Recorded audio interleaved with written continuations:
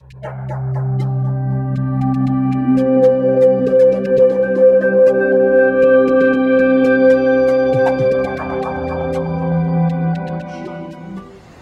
Lord be with you.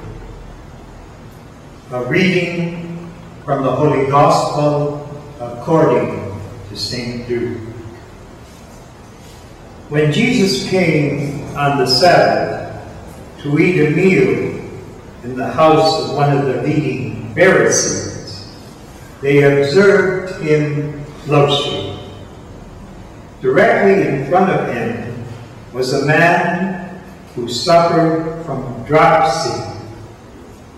Jesus asked the lawyers and the Pharisees, "Is it lawful to cure on the Sabbath or not?"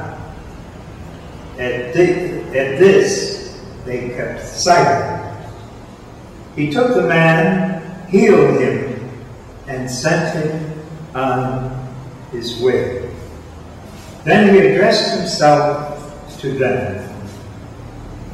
"If one of you has a son or an ox, and he falls into a pit, will he not immediately rescue him on the Sabbath day?"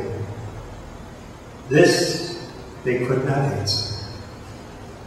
This is the gospel of the Lord.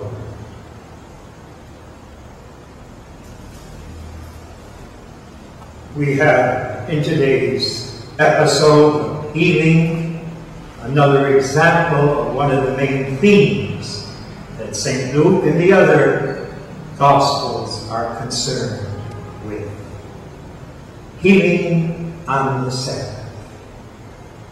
Because this was a problem that needed to be addressed.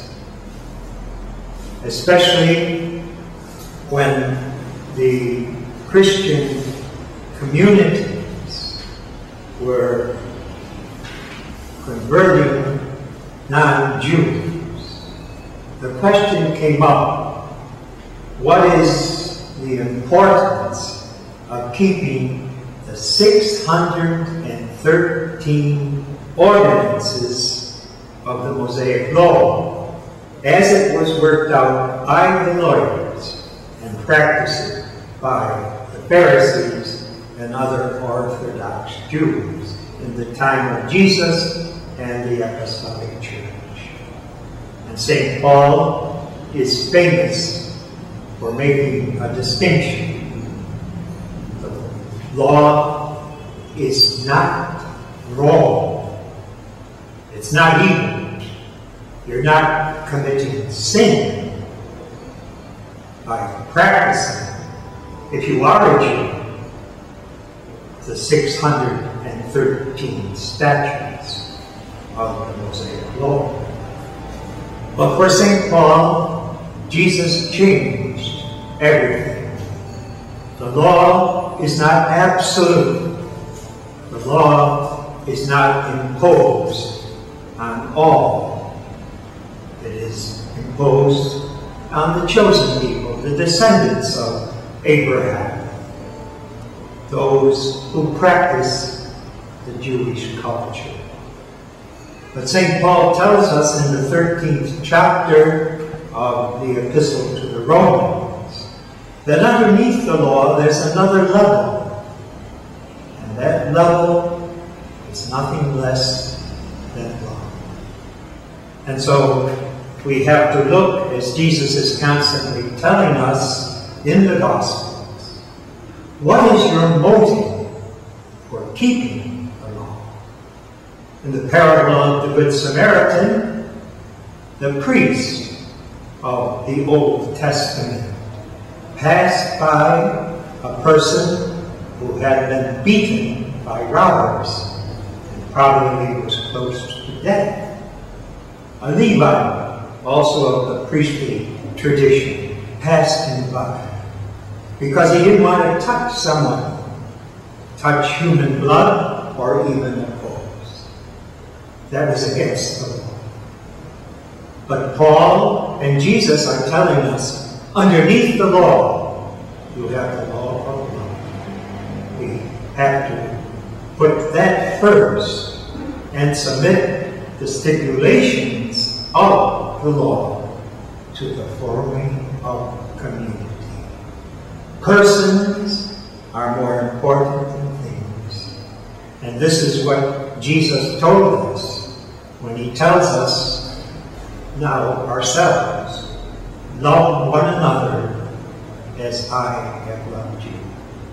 So the law doesn't supersede or negate the fundamental relationship we have with each other.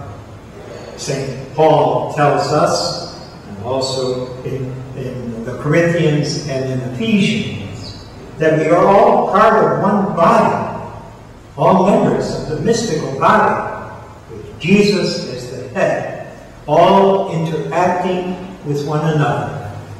There is no one who is an outsider. In Jesus' day, those who are members of one community, one culture, would hate those of others, or at least look down upon them.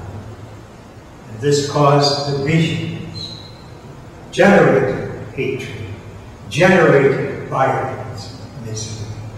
Jesus came to tell us that no longer applies.